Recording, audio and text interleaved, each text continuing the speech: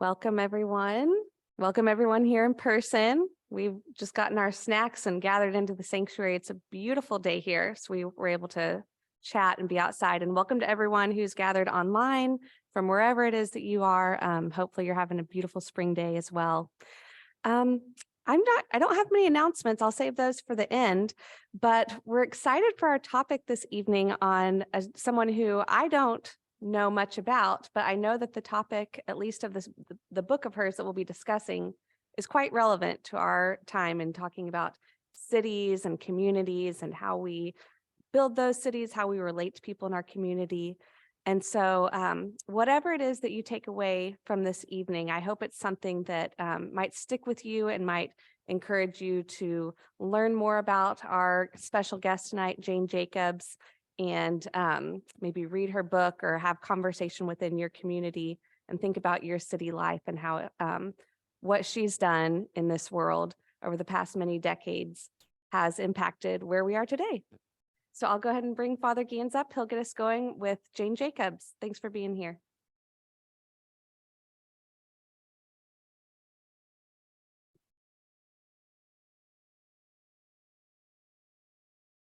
Thank you, Mary. Welcome, everybody. Welcome, everybody online. Today is in the Catholic liturgical calendar, it's the feast of St. Mark the Evangelist. He was kind of universally understood to be the inventor of gospel as a literary style. And that Matthew and Luke took whole chunks, almost all of Mark, into their gospels and then added some of their own stuff. Those three gospel writers are called the synoptics. What that means is seen together. There's clearly a likeness of stories, but they give different emphases because, as makes sense, when each of us encounter God, we have a different reaction to it. We tend to notice things with more strength and appreciation than someone else who notices something else and appreciates that more. So that's how the Gospels become different. But one of the most interesting parts of the Gospel of Mark is the very first word, which is beginning. It's not the beginning, it's not a beginning, which makes it unusual in Greek. It's just beginning. Which, because it's used without any definite or indefinite article, or the, it emphasizes, pay attention to this word, beginning of the gospel of Jesus Christ is meant to echo, in the beginning, God created the heavens and earth. So it's supposed to capture what is happening in Christ is a new creation, a recreation of the world and the meaning of the world. It also is helpful to remember that in Proverbs 8:22, it says, "The Lord made me the beginning of his way." Beginning. The Lord made me, wisdom, the beginning of his way. And so you could imagine with biblical knowledge, as these writers had, is that this is in wisdom that we're going to learn about Jesus Christ, God's way of being a human being. So I'd like to just acknowledge St. Mark and come, Father, Son, and Holy Spirit, bless this conversation tonight. In the night school, more presentation and the conversation going on inside the hearers. That's kind of the form of the night school. Activate everyone who's here and online, an awareness of God seeking them with holy understandings. We offer you this night and pray that as we do it and how we are with each other, the way we listen, the way we pay attention interiorly, the way we notice your presence when you arrive, may it be part of the healing of the whole world. Amen.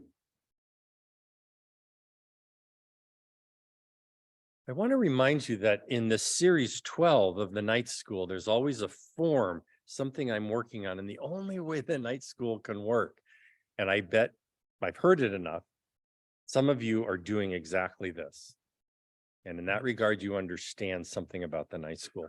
The only way it'll work is you have to trust me that I know what I'm doing and that I do have an idea, because it'll be very common people I pick, you've never heard of them. Or if you've heard, you have no idea how to read them, never read anything by them. And all we at the night school promise you is that I will pour every ounce of strength and capacity into making it matter to you, give you the richest possible feed on any guest we invite to the night school.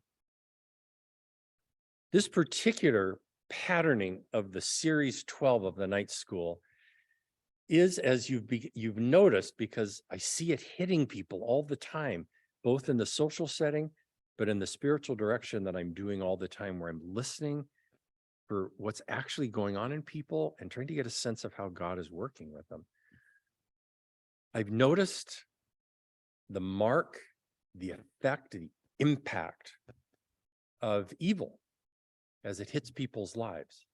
And people are trying to figure out how to discern their way to the good, the true, and the beautiful when they feel things coming at them that feel disordered and destabilize them and break their hope. So when this is happening on a broad front in the people of an unhealthy culture, and what I mean by unhealthy is not like a terminal disease. What I mean by unhealthy is that when crisis hits an unhealthy culture, it's more likely rather than less likely that people will tend to do exactly the wrong thing. Whereas in a healthy culture, when crisis hits, because no time or culture or person is free from sorrows and crises, but in a healthy culture, when crisis hits, people band together and tend to do the right things. That's a healthy culture. An unhealthy one is people do unhealthy things in their reaction to crisis. Like they'll pull away, or they'll enter into suspicion, or they'll get isolated, things like that.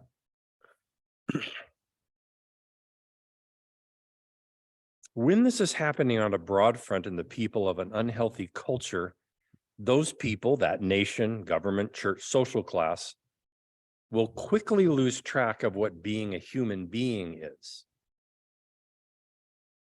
Not knowing who we are at this fundamental level of awareness leaves us too able to be manipulated, to conform to someone else's safe version of personhood. People just want to feel safe. So they're just looking for someone, will you make me feel safe? As a generalization.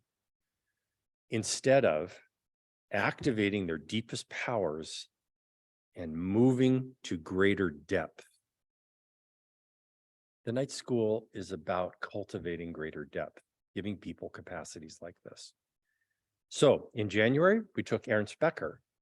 His whole life as an author was trying to understand why and how violence gets into cultures. Why is it there? He wrote an important book on evil and its effects. Not mythological evil, Satan in red tights and horns and scary images. No, disintegration, things that attack relationships and hurt people's trust. He thought deeply about that. February, it was Frederick Douglass, that remarkable, one of the greatest Americans. The Black man who had been a slave as a little boy, saw such incredible ugliness, eventually taught himself completely by himself how to read, how to become one of the most beautiful, articulate speakers and writers in American history, one of the great communicators, and a close friend of Abraham Lincoln.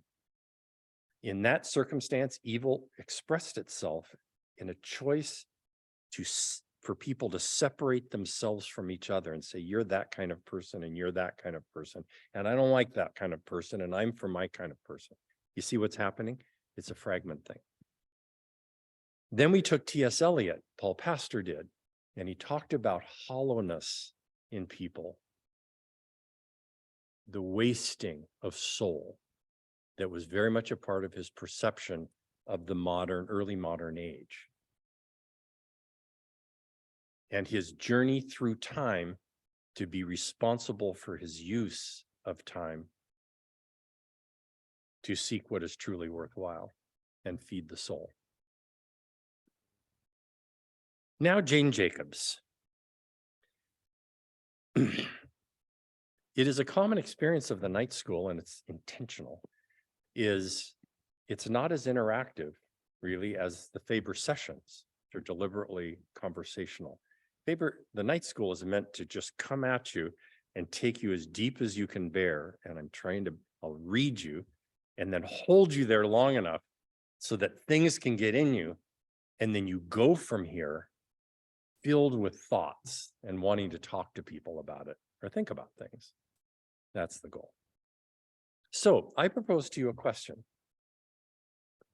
which obviously, because it's a night school, I'm not expecting you to answer. I'm proposing it as an object of thought. When you say, I live in the city of Portland, I'm fascinated by what people might answer. What exactly do you mean by the city of Portland? What exactly is that? Some people think of the location, the geographical spot. I live in this geographical spot, not across the river in Vancouver. Some people mean Forest Park, this beautiful wilderness area. That's the Portland I love. That's the heart of the city. Others think skyscrapers and beautiful buildings and architecture.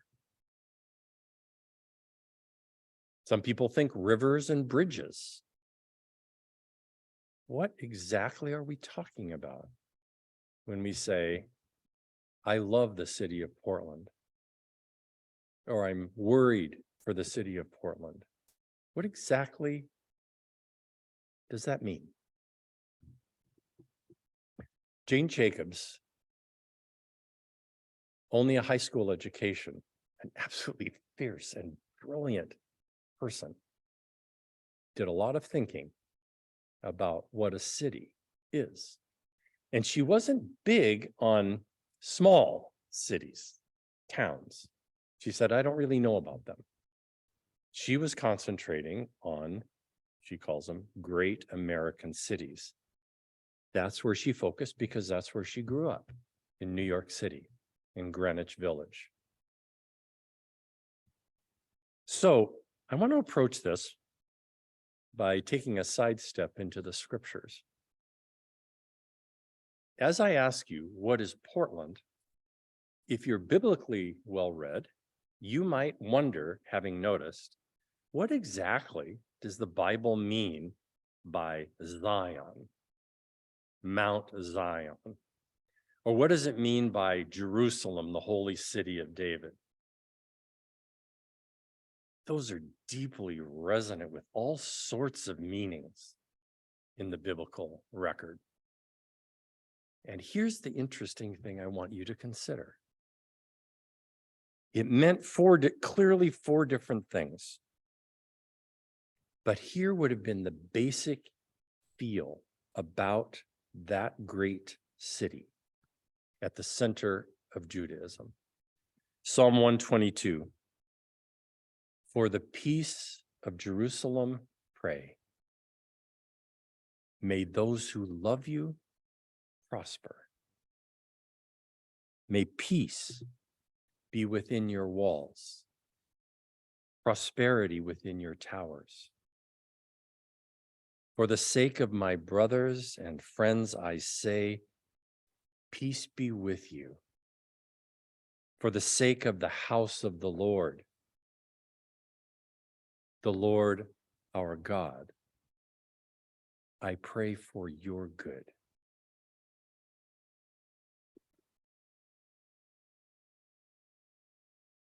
The important connection I want you to consider, because Jane Jacobs did, though not in a theological way, is the connection the biblical text makes between God's expression of his presence on earth and an actual city that was deliberately built to reflect a place where he would enjoy living in.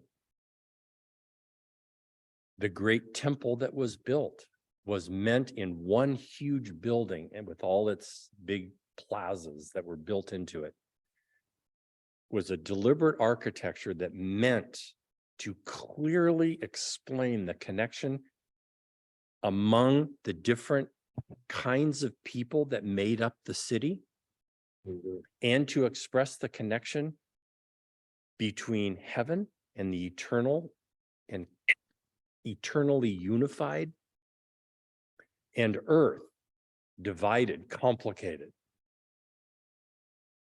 and held within a single architecture, both these worlds in unity, and the overarching effect was beauty. May all the nations stream towards Zion, as if you could have a city where people felt they were better when they were there, that they knew how to belong to each other better because they got to be in that city, that they found when they were in that city, in the desires of their hearts, and as they watched their children grow and play and learn, that somehow God was involved in the blessing. The feelings behind one nation under God, indivisible, with liberty and justice for all. Those are biblical ideas. And the Bible made a connection between city and kingdom of God and thought deeply about it.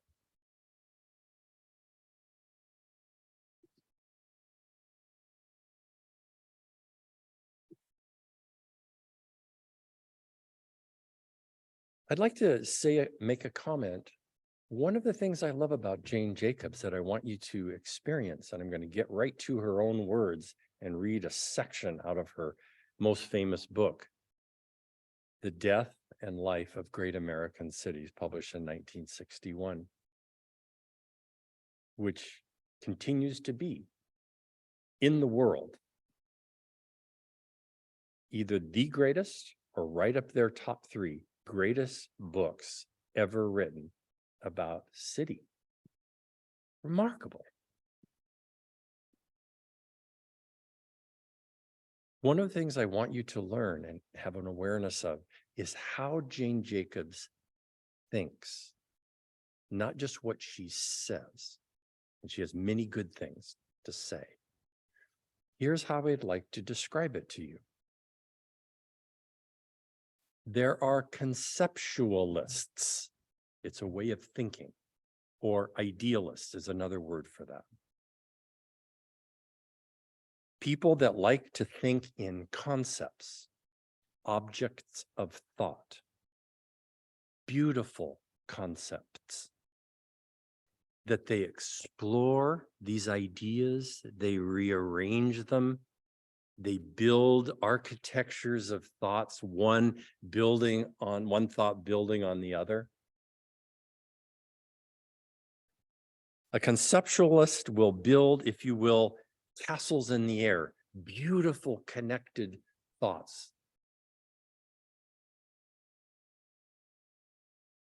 Or to put this another way, a conceptualist will start with concepts as if they were data of experience. What do I mean by that? Well, let me contrast it with a realist thinker as something different than that. A realist, like Jane Jacobs, will attend to the data of experience. They don't just look at beautiful thoughts and start thinking about them. They actually go out and experience what those thoughts are referring to. So instead of thinking what a city is, what a great idea, and Plato had some great things to say about city life, and And my gosh, these architects have amazing ideas about what a city should be. And here's all the reasons they give. There's a huge difference between that kind of thinking, conceptualist, idealist thinking, and Jane Jacobs, who actually lived in the city and consciously, diligently went out to smell it, watch what people do, pay attention to how buildings are placed, how people stay away from certain things that when you look like, why do they stay away from that? And yet they all glom up over here. Think of houses that you've been in. My goodness. Why is it when they have a great room that architects have said, you've got to have it, vaulted ceiling, beautiful windows, and you go in and I visit our house can just be amazed at how beautiful it is. They never use it. They never go in there. But they've been told this is the thing. You want to have a great room. No, everyone ends up in the kitchen. Jane Jacobs is watching that, thinking about the data of actual experience, what her senses reveal. And her big beef was that these great architectural designers, city planners, urban thinkers were all conceptualists, dazzled by their own concepts, but didn't actually pay attention to how cities actually work. What do people actually do? You see what I'm saying? Do you see how different that is? Now, let me offer, because I'm an old geezer and I've spent my whole life devoted to the church, but by gosh, I get grumpy about my church. It is often conceptualist too. It thinks these beautiful objects of thought and how the church is supposed to be and how you and I are supposed to be. It doesn't pay attention to the way we actually are often in the way we talk. And so a lot of people coming to that important institution in the world, whatever their church is, can often be made to feel that who they actually are and what's actually going on in them is somehow wrong, or because it doesn't seem to be like what they're talking about. Catholics often run across this and feel guilt. I feel messier. I'm not like that. See what I'm saying?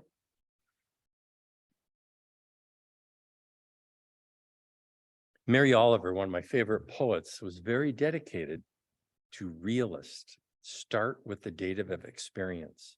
Spend time, gain capacity, grow and strengthen your ability to pay attention to what's actually happening right in front of you. And that will tell you what this city is. One of her most famous poems is called The Summer Day, and I want to read it to you because you're going to hear the transition she makes when she moves in the first three lines from saying, consider these things, and she's talking about categories. And then she shifts and she says, not grasshoppers, but this grasshopper. Now there's Jane Jacobs. Let's talk about cities or neighborhoods. Let's talk about this neighborhood, this city, these people. Okay, listen. Who made the world? Question mark. Who made the swan and the black bear? Who made the grasshopper? Question mark. This grasshopper, I mean. The one who has flung herself out of the grass, the one who is eating sugar out of my hand, who is moving her jaws back and forth instead of up and down. Who notices that?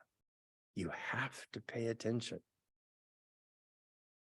Who is gazing around with her enormous and complicated eyes? Who knew grasshoppers had enormous and complicated eyes? Now she lifts her pale forearms and thoroughly washes her face. Now she snaps her wings open and floats away. I don't know exactly what prayer is. I do know how to pay attention, how to fall down into the grass, how to kneel down in the grass, how to be idle and blessed, how to stroll through the fields, which is what I have been doing all day. Tell me, what else should I have done? Doesn't everything die at last and too soon? Tell me, what is it you plan to do with your one wild and precious life?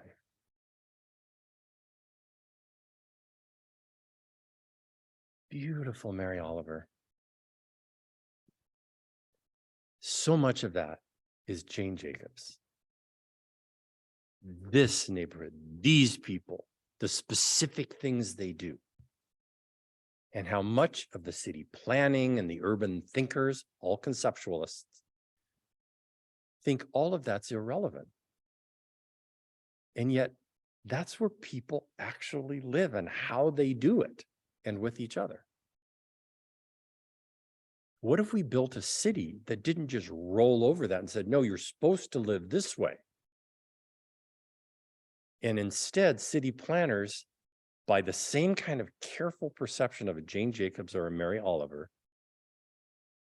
developed a city that allowed the people to do what they're already doing, but clear out certain things that have gotten in the way of them doing that better.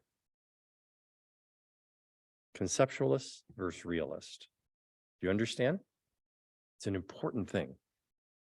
And if you don't understand from that generalized thing, think of all the times in your life when people have loved the idea of you instead of actually you. I used to have that all the time.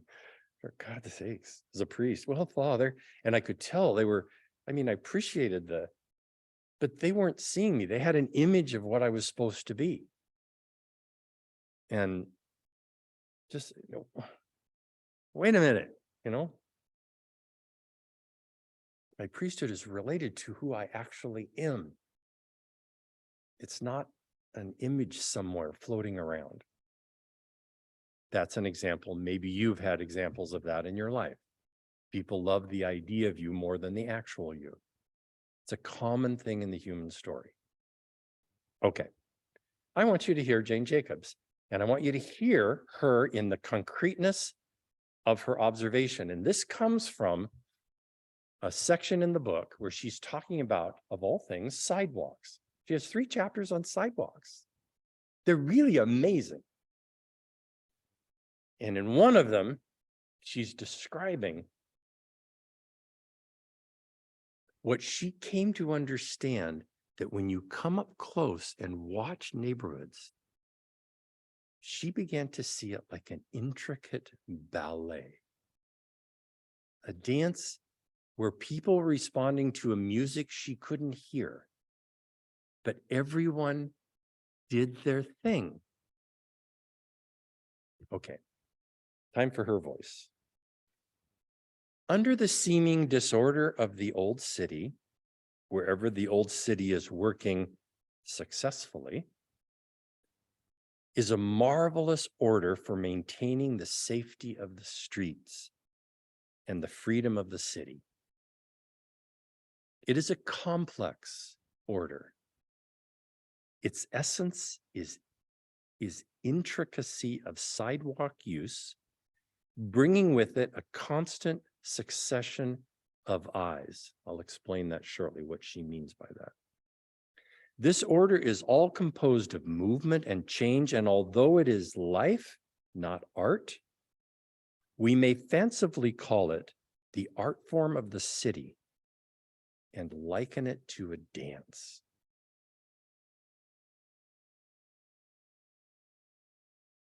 Not to simple-minded precision dance with everyone kicking up at the same time, twirling in unison and bowing off en masse, but to an intricate ballet in which the individual dancers and ensembles all have distinctive parts which miraculously reinforce each other and compose an orderly whole. The ballet of the good city sidewalk never repeats itself from place to place, and in any one place is always replete with new improvisations. It's alive. I'll read on just a couple more paragraphs so you get her voice. The stretch of Hudson Street where I live is each day the scene of an intricate sidewalk ballet. I make my own first entrance into it a little after 8 when I put out the garbage can. Surely a prosaic occupation, but I enjoy my part. I always go out at 8. My little clang as the droves of junior high school students walk by the center of the stage, dropping candy wrappers. Parentheses. How do they eat so much candy so early in the morning? Close parentheses. Do you see the closeness of her observation? It's a long, loving look at what's actually happening. And she's part of it. While I sweep up the wrappers, I watch the other rituals of mourning. Mr. Halpert unlocking the laundry's handcart from its mooring to the cellar door. Joe Cornaccia's son-in-law stacking out the empty crates from the delicatessen. The barber bringing out his sidewalk folding chair. Mr. Goldstein arranging the coils of wire which proclaim the hardware store is open. The wife of the tenement superintendent depositing her chunky 3-year-old with a toy mandolin on the stoop. The vantage point from which he is learning the English his mother cannot speak. Now the primary children heading for St. Luke's dribble through to the south. The children for St. Veronica's cross heading to the west, and the children for PS 41, whatever that means, I assume public school 41, heading toward the east. 2 new entrances are being made from the wings. Well-dressed and even elegant women and men with briefcases emerge from doorways and side streets. Most of these are heading for the bus and subways, but some hover on the curb, stopping taxis, which have miraculously appeared at the right moment. For the taxis are part of a wider morning ritual. Having dropped passengers from Midtown in the downtown financial district, they are now bringing downtowners up to Midtown. Okay. It is a beautiful section, about 5 or 6 pages, where she paints like a beautiful painter, like a Bruegel, where you just like all this little detailing of, did you notice that over there? And did you see the butcher there? And did you watch that look on the face of that woman who's wearing the red? It's like that. A city is that. And it's so important for us to learn from this way of seeing the world. Because we'll find out when we stand before God, this is exactly how he does it. There are no generalized human beings or giraffes or crocodiles. There's this crocodile and that giraffe and that woman and that young tyke and that scoundrel. Isn't he sweet? Just such a devil. Each one particularly seen. If a city is to be healthy, it has to not only allow that, but want it. As maybe you listening to The Little I Wrote, and she's such a good writer. It makes you want to, it's like looking in a street in Dickens novels. And you see Oliver Twist running through the streets and the proprietors, you know, he's stealing a pear and running away as the guy shouts, and the constable is, you know, got his hat on, and that's it. It's a way of seeing the world. Now, this way of seeing the world, she ran up against and she activated because of the presence in New York City of one of its most famous and eventually notorious city planners, by the name of Robert Moses, whom Robert Caro in a famous book called The Power Broker, The Rise and Fall of New York City. He was an incredibly successful and skillful operator, is what we call him. He was a man who had never been elected to office. He was appointed to the head of the city parks and whatever. But he ended up holding 12 different positions because he just insinuated himself, and he was so skilled. He knew how to get labor to work with government, how to government to look with, but he did it often by simply running over the voiceless mass of the rest of us in order to make the true New York City that needed to happen. Okay? I want to hear a comment he made when Bennett Cerf, C-E-R-F, famous name, I remember him in my youth. I think he wrote a book on humor or something, but he was one of the founders of Random House Publishers. And he sent a copy of this invisible, who is this woman coming from Greenwich Village, just high school education. She just is a reporter for the Architectural Examiner. I forget the other part of the name. She was a journalist. He sent Robert Moses a copy of her book, and this is what he wrote back. I want you to hear the disdain in his voice, because conceptualists have a hard time liking actual people. They love ideas of people, what people should be. It's always a problem for them. Sorry, sometimes religions do this exactly the same thing. They love you as you're supposed to be more than they actually love you. It's a generalization. You apply or disagree as you like. It's just my experience, a long experience. Anyway, he wrote back to Bennett, Dear Bennett, I am returning the book you sent me. Aside from the fact that it is intemperate and inaccurate, it is also libelous, in other words, personally offensive to me. I call your attention, for example, to page 131. I looked on page 131, and she kind of roasts him in a lovely kind of way. Very intelligent, clever, not mean-spirited, but kind of devastating. Bang. He concludes, sell this junk to someone else.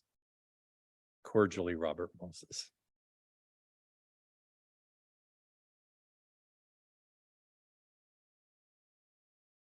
Moses' characterization of his opponents, meaning mainly Jane Jacob, she was his nemesis. She wouldn't let him go. And she activated when he had a plan, a great idea of putting in an expressway that would just grind straight through Central Park, annihilate most of it, take out Chinatown, take out Soho, obliterate most of Greenwich Village for the sake of this 10-lane freeway. A classic example of planners versus what is actually happening. Okay. So Moses' characterization of his opponents as a bunch of mothers, damn right, don't mess with mothers, meant to be dismissive, was not far off the mark. Jacob's activism was motivated by her love for her neighborhood and what it nurtured and protected, her children and her neighbors' children, and the bustling cultural life and the friendships it enabled. That's what she was fighting for. And the planners didn't even consider that relevant. What do you think? One of the wisest things I ever heard, and this is an aside I'm about to make, and so I'm already in it. One of the wisest things I ever heard was an unsettling comment from the great teacher of my life. His name was Father Gordon Moreland. I call him the father of my soul. My dad was the father of my life. He was the father of my soul. He was my novice director when I entered the Jesuits at 19. He was the first person I ever met. And you have your versions. This is the best way I can put it. He's the first person I ever met who went as deep as I did. The difference was I knew I was deep, but I was dumb. I didn't know what the depth meant. He was articulate all the way down. And I just drank from his knowledge like a thirsty man in the middle of the Sahara. He said this to me later in my life when it really mattered to hear this word. He said, Rick, you must remember that institutions do not love people.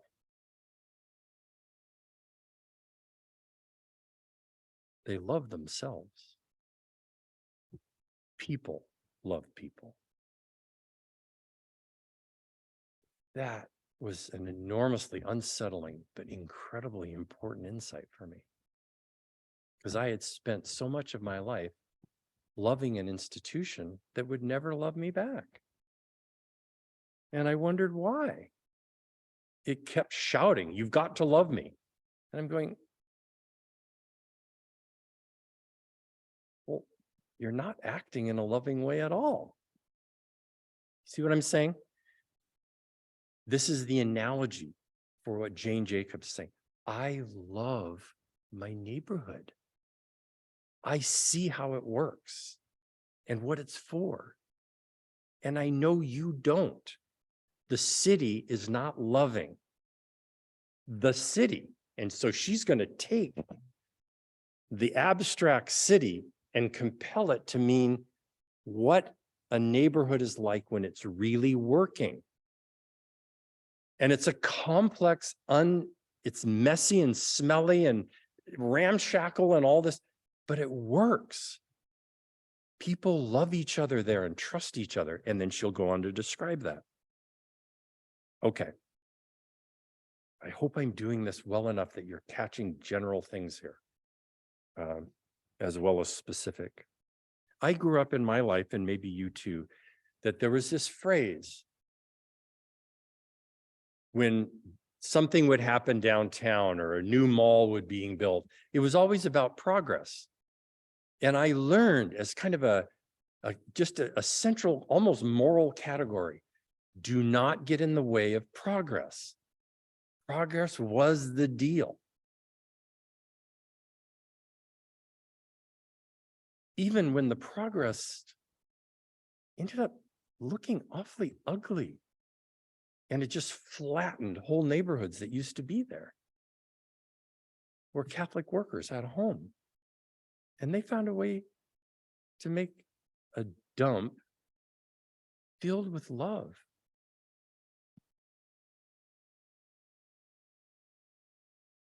Surprise, surprise. People love people. Cities don't love people. They're institutions. Okay. I now want to take you right inside the book and walk you through some of its themes. Again,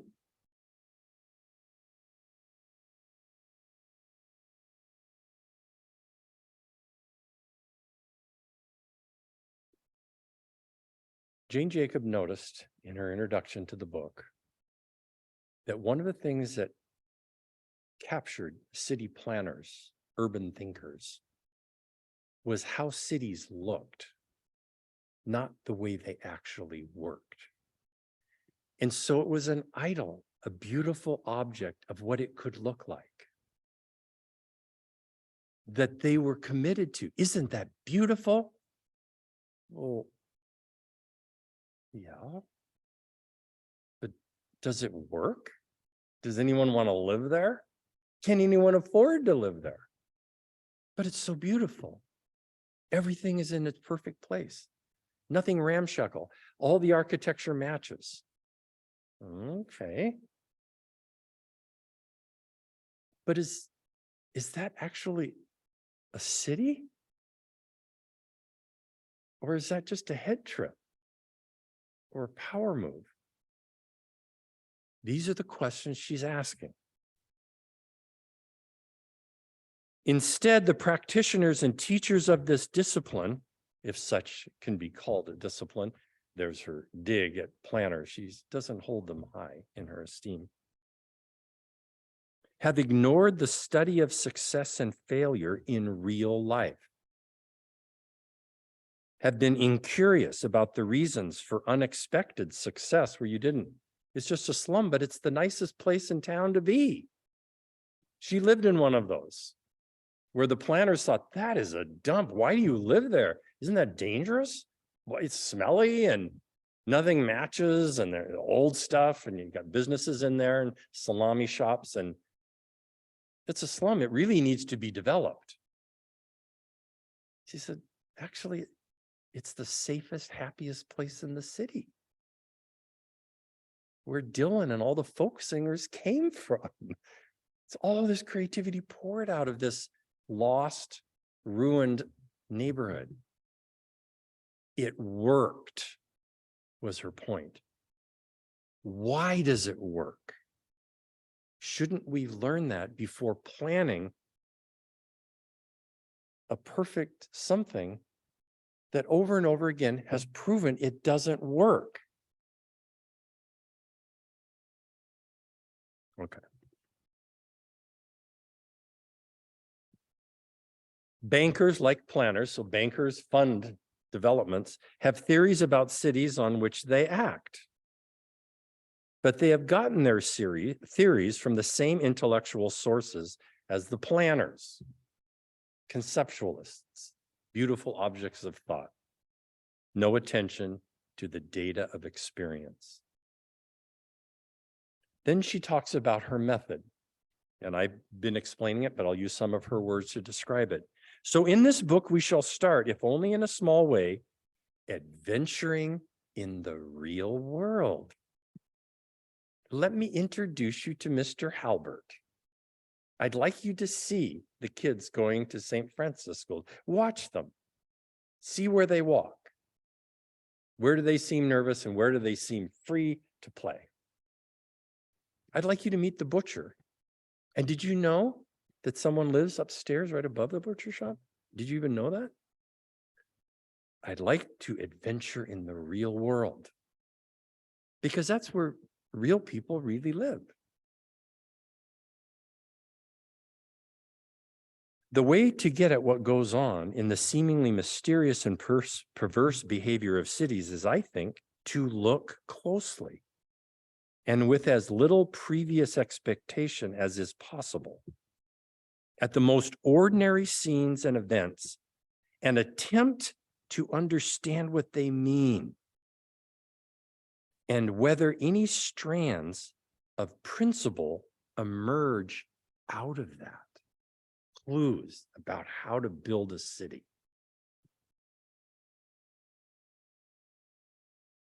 But people who are interested only in how a city ought to look and uninterested in how it works will be disappointed by this book. There is a quality even meaner than outright ugliness or disorder. And this meaner quality is the dishonest mask of pretended order,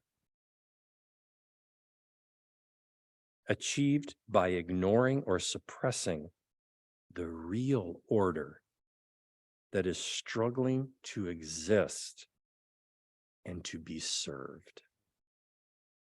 Isn't that beautifully put?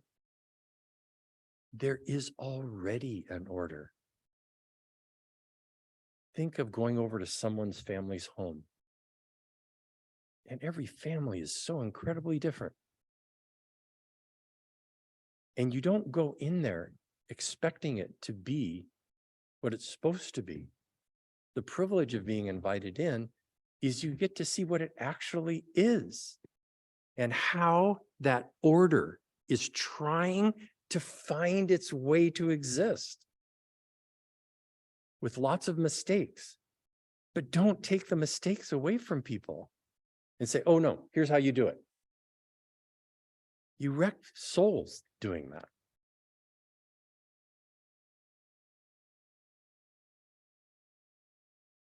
Also, to be frank, I like dense cities best and care about them most. Foregrounds, something that matters to her. She then describes three basic architectural planning theories, and I'll just very briefly say something about each. One she calls, from Ebenezer Howard, 1850 to 1929, the garden city idea of cities.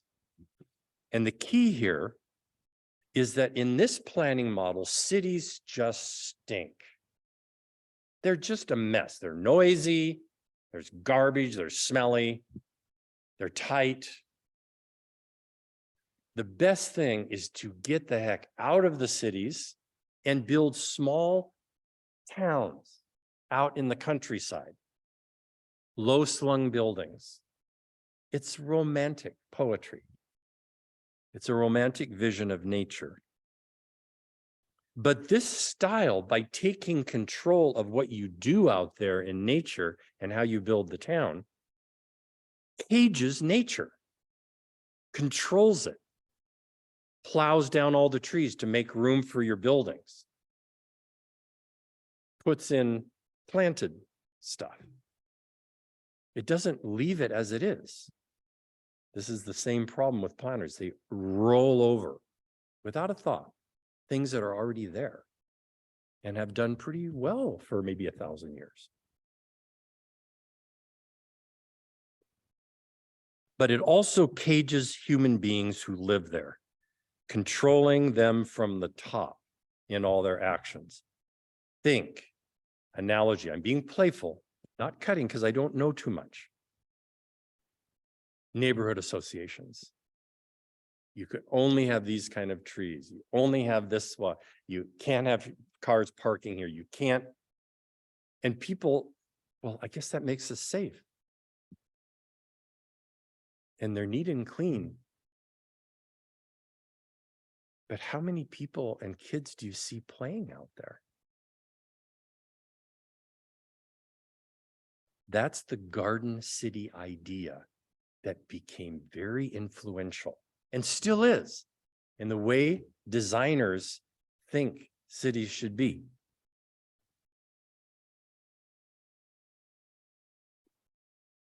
The next is called the Radiant City, from a Swiss architect whose nickname was Le Corbusier. He was interested in skyscrapers, high density. The city of the future is creating park space, huge open park space, and then densely putting up skyscrapers and putting people inside them. As the garden idea, its most devastating mistake was that it divided the different working parts of a city and put them in different sections of the city. So the industry of the town had to be in its own section. Residential areas had to be in their sections. These still affect our cities. We call them residential neighborhoods. That's devastating to Jane Jacobs. All these elements were meant to be in the same spot. I have often mourned when I go through my neighborhood in Spokane, where did the corner grocery store go? We always had a hardware store and a drugstore. And it was all right where we lived. And people were very devoted to their dry cleaners and their gas station.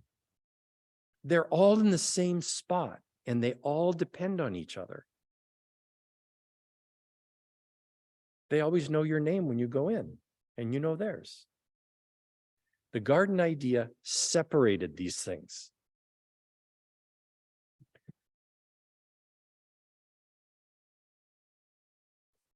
Le Corbusier, kind of the inventor of the utopian city, wanted to maximize individual liberty, by which he seems not to have meant liberty to do anything much, but liberty from ordinary responsibility. So you create a city so perfect, so clear, and so obvious in its design, with towers You have no front yard. You don't take out the garbage. It's handled for you. Everything's taken care of. Think condos that people want to be a part of. No ground that you have to worry about. No weeds to pull.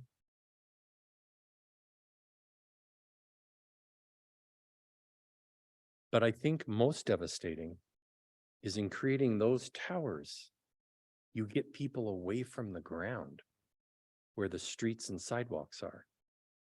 And for Jane Jacobs, streets and sidewalks are the absolute center of the life of a city.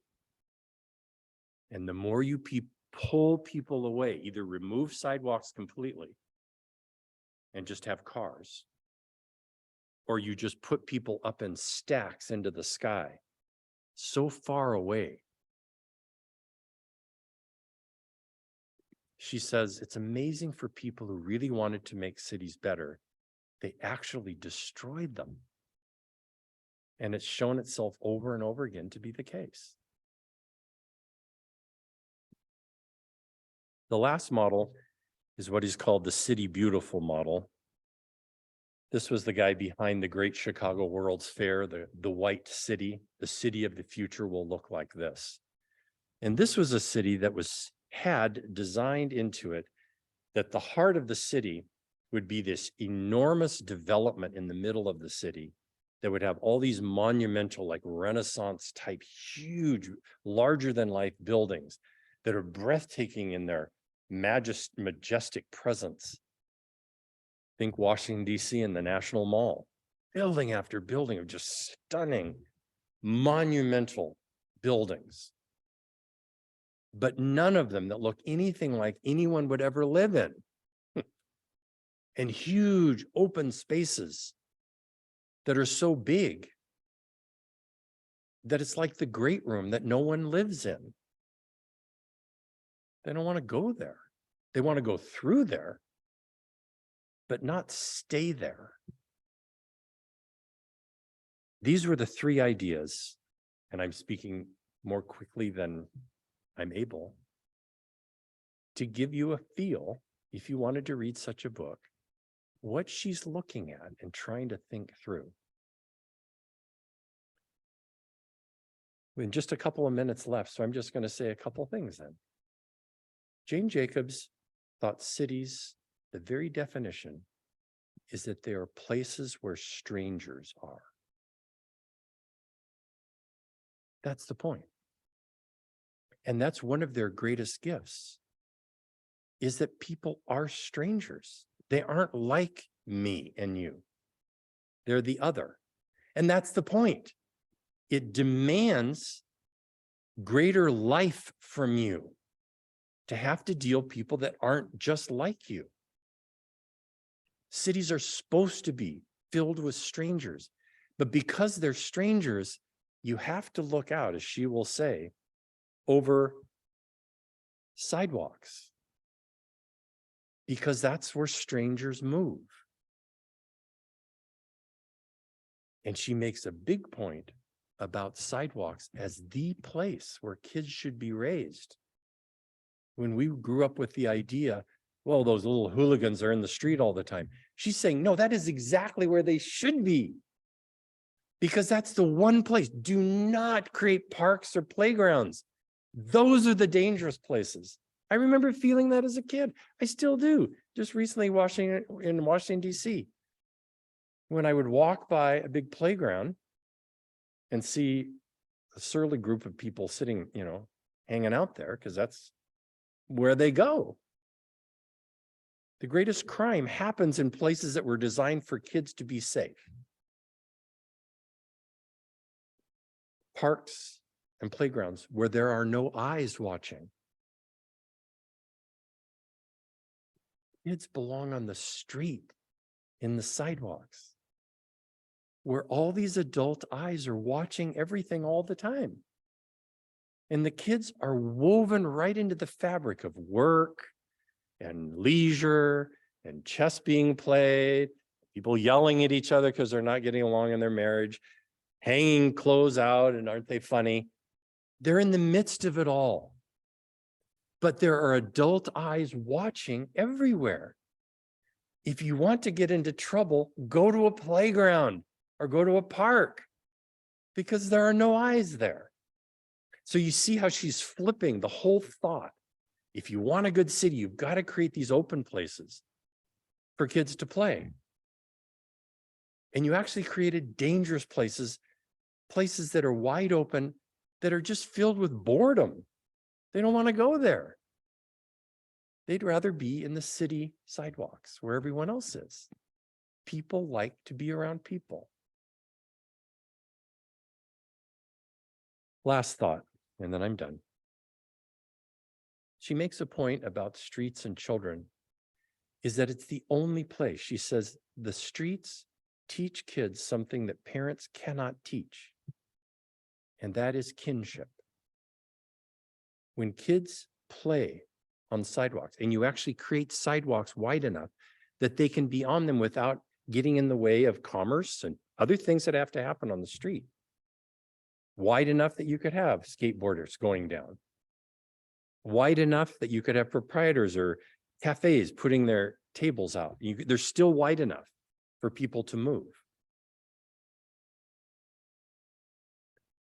Something parents can't teach children is kinship, that complete strangers will say, oh, stop, don't go into the street. Or you are not supposed to take that pear without paying for it. Or you want to see how I cut this chicken up? Come on over here. Kinship means you're cared for by people who aren't paid to do it. They aren't your family. And you get a sense as a kid that everyone looks out after each other. Parents can't teach that. They can only teach what parenting is. Kinship is learned on the streets. And she felt that was an essential part of the life of a city that was successful, directly in relation to kids and how they're formed. Oh my. You see, it's very rich.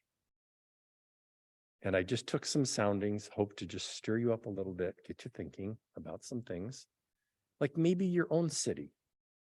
And like Jane Jacobs, start to pay attention to how it actually works. What's actually happening? And how do you think about that? And is there a way that when you look at your city in certain ways, that you see God dwells here and cares about people in this place?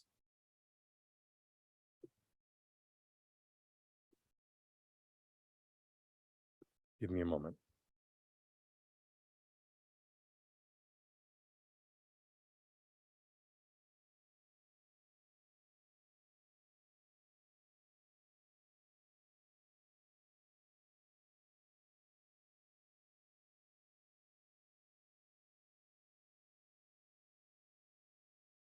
Glory be to the Father, and to the Son, and to the Holy Spirit, as it was in the beginning, is now, and ever shall be, world without end. Amen. Mary, it's all yours.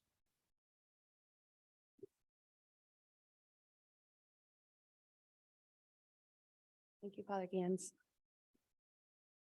Well, I took several notes of things I'll be thinking about, especially as I'm looking out at sidewalks and streets and thinking of where my kids go and how my family interacts with the community around us. And all of us here in person are obviously, we live in Portland or Lake Oswego or Beaverton, a few other cities of people that are not here in this room, but that have joined us or online right now, that are interesting to think about how they'll be thinking in regards to our conversation and their cities.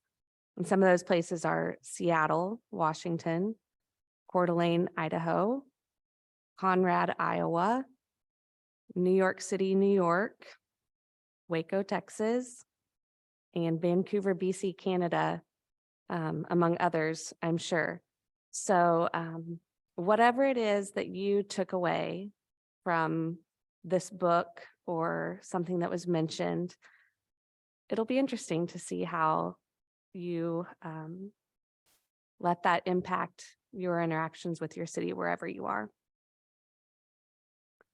Just a couple upcoming gatherings as we're heading into really the last month of our current habits before we enter the summertime. And so for May next month, just a couple things coming up. We have our Faber sessions, which is around poetry for this series of sessions. And that will be on Gerard Manley Hopkins, the second Monday of May. We have that following Saturday, the weekend of Mother's Day, our Mother's Retreat, which is an annual gathering, and that will be actually here at West Hills Covenant Church on a Saturday, the day before Mother's Day. So we would love to have you join us for that. Tara Ludwig will be leading that gathering of mothers of all ages and stages of life. And our final night school for May, which will be the last Tuesday of May, will be on with Ed Young, who is in fact a young person. That's not just his last name, but he is someone not much older than myself, who is a Pulitzer Prize winner, and his area of focus around science, he's a scientist, is the partnership between animals and microbes. And so that will just be rounding out our night school series. And we hope you can join us for that last Tuesday of the month. I'll send out reminders about all of these, and thanks for being here. There's more food and wine to enjoy if you're here. Feel free to stay. And again, thanks to everyone online who joined, and we'll see you soon. Good night.